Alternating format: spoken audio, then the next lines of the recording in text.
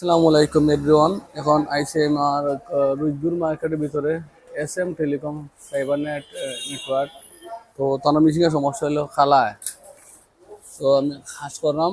তো ওটা তো ওয়াশ হইতেছে, মোটামুটি কোনো সমস্যা জটিল কিছু না। তো আমার কাছে ময়লা আইছে। তো কীভাবে খুললাম তো হোক আপনারা, দামা ময়লা। ভিতরে একটা চার্জার আছে, আপার চার্জার। মোটামুটি ইউনিটটা কমপ্লিট। ও গাইস একটু ফলো করুকা, কারণ নিজে নিজেও এই কাজটা করতে পারবা।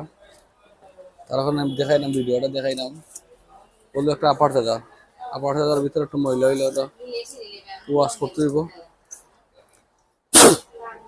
তো একটু ফু দিলই কাজটা হয়ে যায়।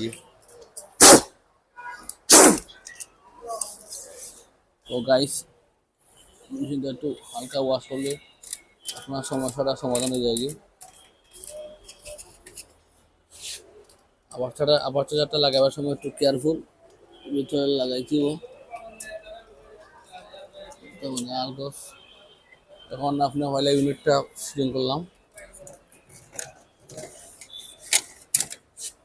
আর হইলো একটা জ্যাক আছে, জ্যাকটা লাগাইলাম।